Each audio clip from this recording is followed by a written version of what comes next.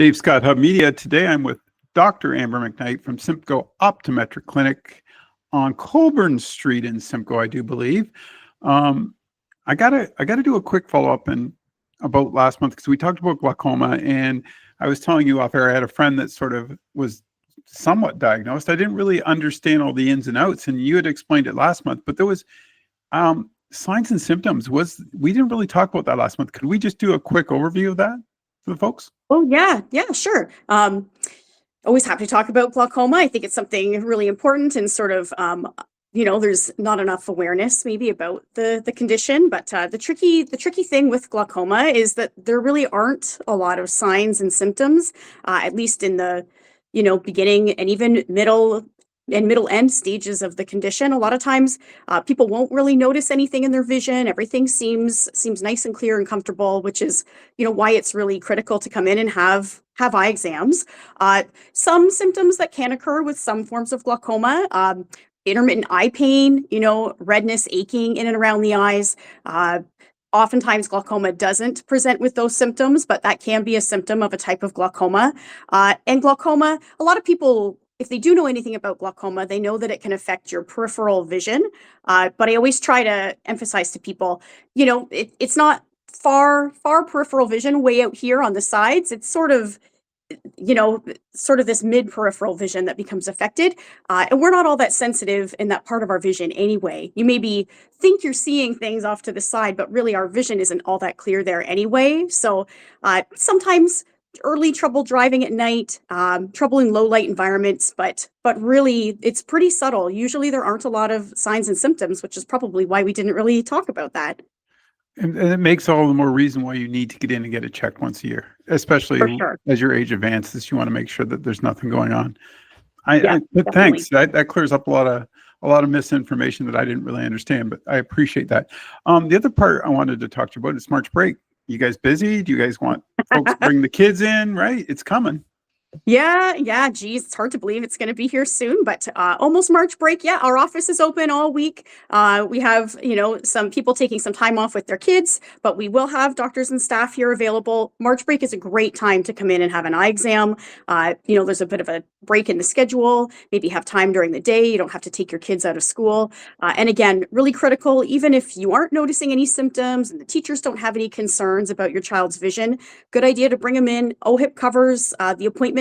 Covers an annual eye exam for kids until they turn 20. So if it's been, a year or more since your kids have had an eye exam, give us a call.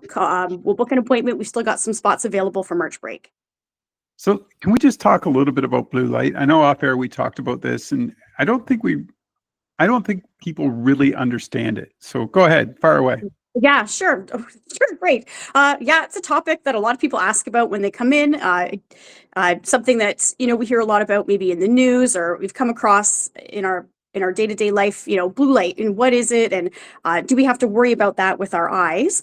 So blue light, it's a wavelength of light that's on the spectrum close to UV light. So it is visible light. Oftentimes from our LED screens, anything that appears white on the screen, there's blue light, blue wavelengths there.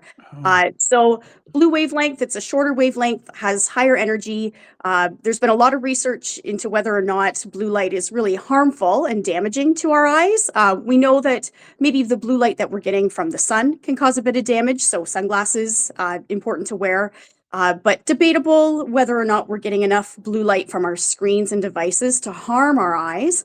But very likely we are getting enough blue light to cause some eye strain and fatigue. And it can disrupt your sleep cycle, can disrupt your circadian rhythm because we do get an awful lot of blue light from the sun. Being on our devices late at night can disrupt a good night's sleep. So blue light protection, never a bad idea. What I do myself and oftentimes recommend people do is set your screen to a nighttime setting or a blue light filter. And if you are wearing glasses in front of the computer, using a blue light filter on your glasses can be helpful as well, can reduce eye strain, eye fatigue, make your eyes more comfortable after long hours on the screen, and make it easier to get a good night's sleep. I know this isn't blue light related, I don't think. Maybe it is, but one of the things that I found that have bothered me over the years is fluorescent lights. What does that, like, it always seems to bug my eyes, give me a headache. Is that Yeah, yeah. So kind of interesting with fluorescent lights. Again, not from an eye damage standpoint, but from an eye fatigue, eye strain standpoint. The flicker rate of a fluorescent light bulb, especially an older fluorescent light bulb, oftentimes our retinas do perceive that, even though you won't actually wow? see and notice the flicker, especially in our peripheral vision. So that's really quite common that people will find that they feel uncomfortable under fluorescent light. It's also just the artificial wavelengths in that light. It doesn't light what you're looking at the same way that natural light does. So again, straining, fatigue, but not uncommon to get migraines or even headaches from fluorescent lighting. Can be tough if you work somewhere that has fluorescent lighting. Oftentimes in an office setting, I'll recommend people try and get another source of light, a desk lamp or something at their workstation to help counter the disruption from the fluorescent lights. But yeah, that's really common. So you're not alone on that, Dave, that fluorescent lights So might bother you. would anything like, I don't want to say sunglasses, but should you wear something Some people to do break find it that, up? yeah, some people do find that tinted lenses do help with fluorescent Okay. lighting. Um, there's some tints that have been proven to make a difference, and other times it's a bit subjective. Okay. So the great thing in our optical, we can custom tint any lenses. We have lots of samples in-house of different lenses, and we have some that we recommend. So if you are under fluorescent lights all day at work or in your office, definitely you can have your glasses made to minimize the effects of that lighting. I didn't know that. See, learned something new again today. I always do when we talk. But that's something probably a lot of, I don't know what percentage of the population that has to deal with that is, but I and I think it really does give me headaches. Like, it's just one of those things that you're just, I didn't realize that's what your eyes are doing. They're constantly adjusting to it. Eh?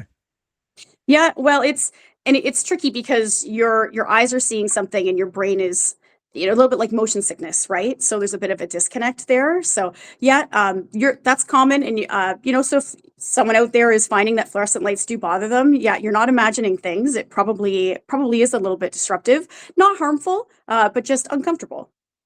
Okay. I got to say thanks for doing this. We threw this show together really quick today. Both of us are really busy. So thanks for taking the time, Amber. Yeah, anytime.